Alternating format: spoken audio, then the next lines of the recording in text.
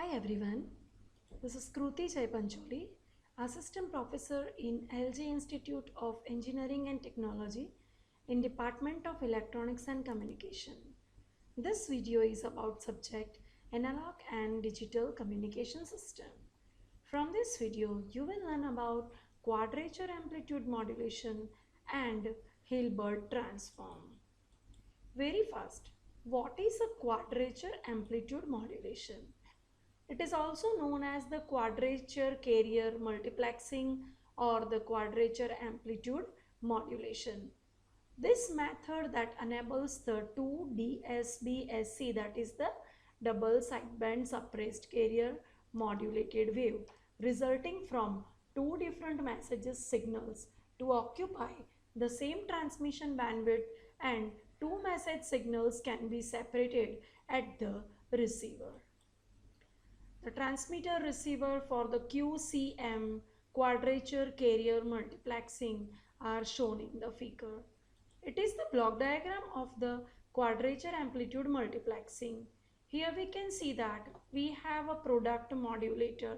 So this product modulator will multiply the two signal. One is the message signal, other one is the carrier signal.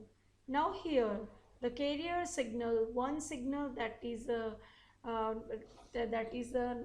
phase shifted by the 90 degree. So here we have the two carrier component. One is the cos 2 pi sc and another one is the sin 2 pi fc.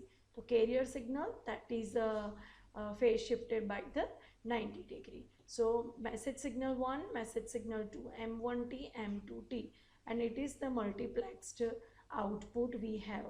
Here at the receive, here at this point we can have the output, that is the amplitude modulated output, which consists of the double sideband. So it is that output we are obtaining. This quadrature amplitude multiplexing that can be used for both the signal, analog signal as well as the digital signal. If the analog signals are there, the amplitude modulated output that can be used and amplitude modulation can be used. But if it is the digital signal, then we are using the modulation technique, that is the amplitude shift keying, that is the ASK signal. Now these multiplexed output at the receiving end, we are again giving it to the product modulator. This product modulator, here we have the another the phase shifter, okay, having the two different carrier frequency which are passing through from the low pass filter. So low pass filter are removing that the carrier portion, okay, and we have the two modulating signal at the output end. Why it is known as the quadrature amplitude? Because over here we know that we can see that the two carrier waves are separated by the 90 degree.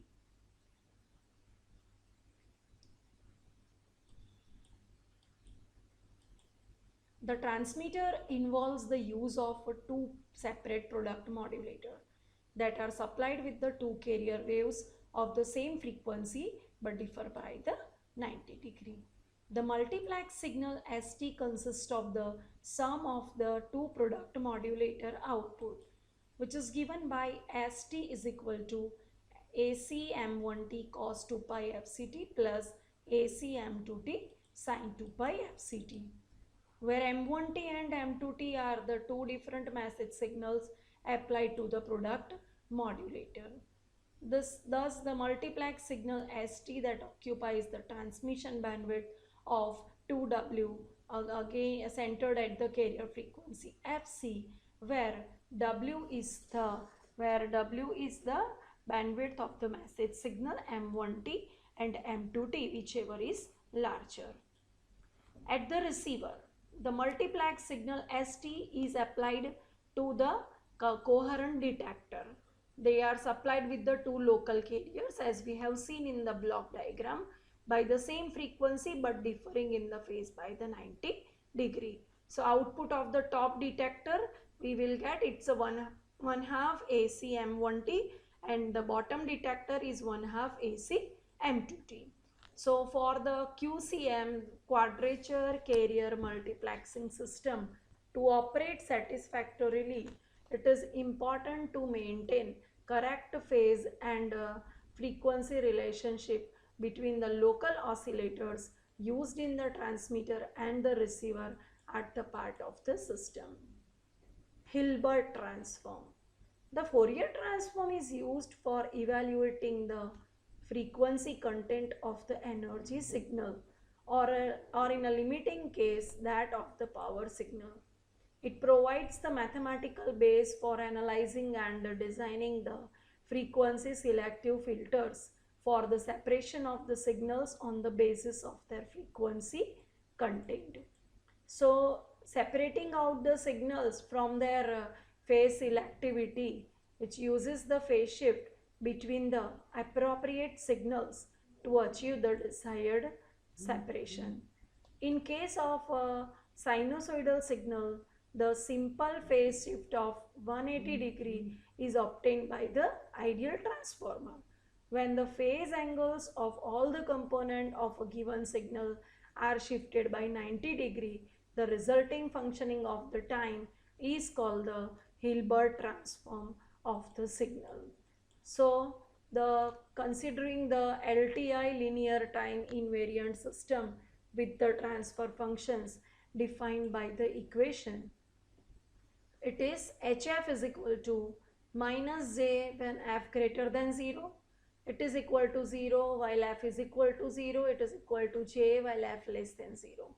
So, and the sinum function given by Sgn of F equal to 1 while the F greater than 0 and is equal to 0 when F equal to 0, minus 1 when F less than 0. So the function HF can be expressed using the sinum function is given by the following equation. H of F is equal to minus J sin of F. Now we also know that the 1 into e raised to j pi by 2 is equal to minus j into 1 e raised to j pi by 2 equal to j, and e raised to plus or minus j theta that we used over here, it is cos theta plus or minus j sin theta. So using this equation you can put the value of the theta pi by 2 and you can find it out this. So therefore the HF is equal to 1 e raised to minus j pi by 2 f greater than 0 is equal to 1 into e raised to j pi by 2 f less than 0. Thus the magnitude HF is equal to 1 for all f and angle HF is equal to minus pi by 2 when f greater than 0, equal to plus pi by 2 when f less than 0.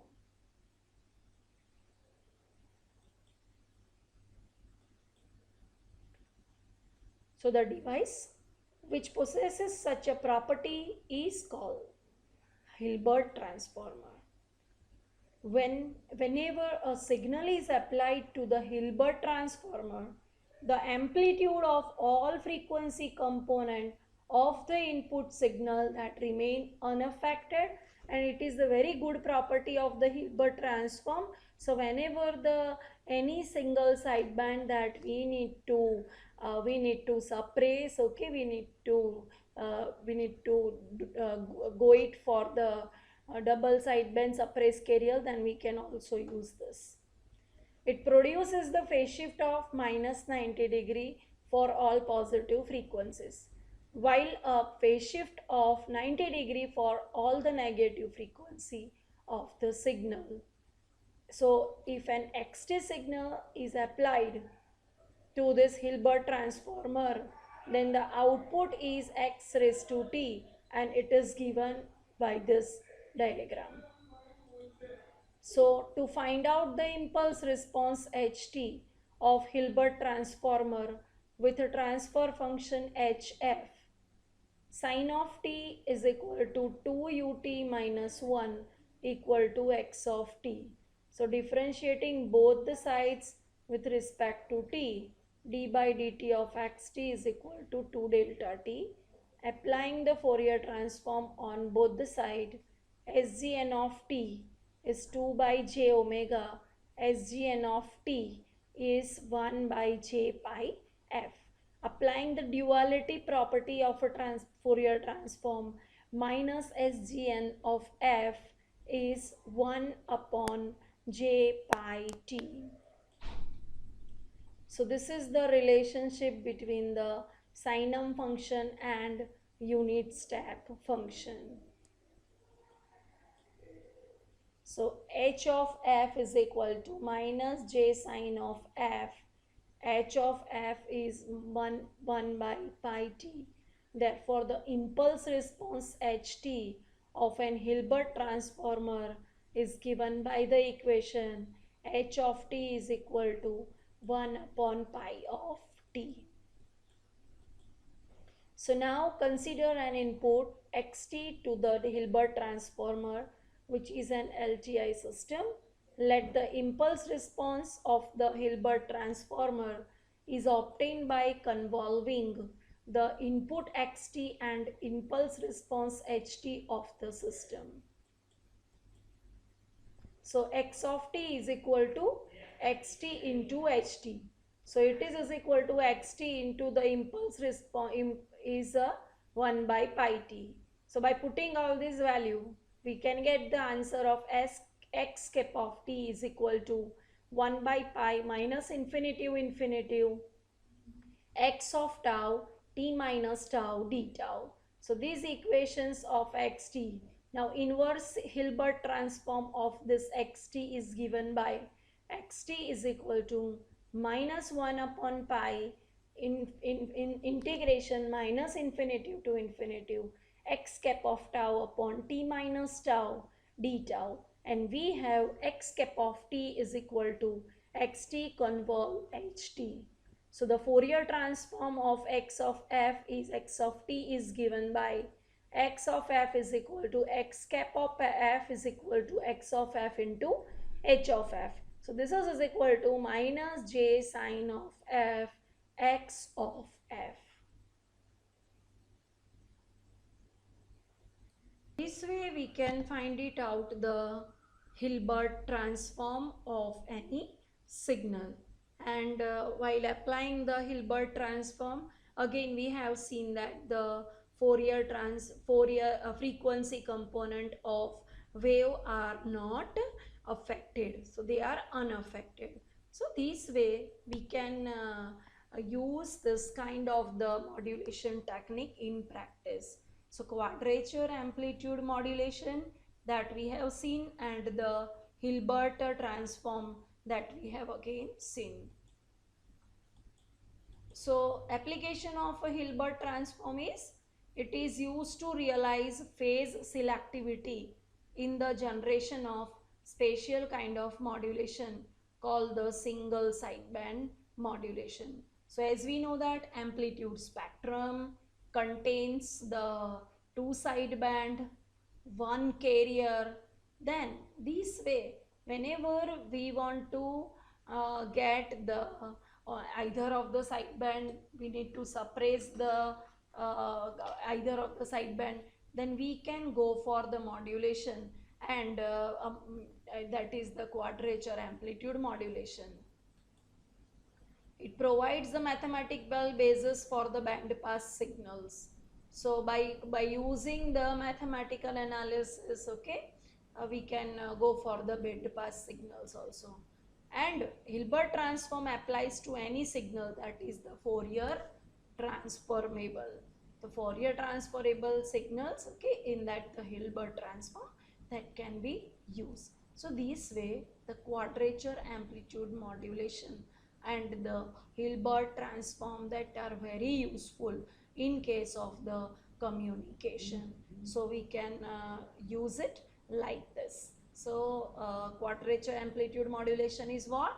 It's whenever the two carrier waves are there, they are phase shifted by the 90-degree, and the product modulator will do the summation of the two signals and producing the two sidebands, mean we are saying the double sideband suppressed carrier signals. So this is known as the quadrature amplitude modulation.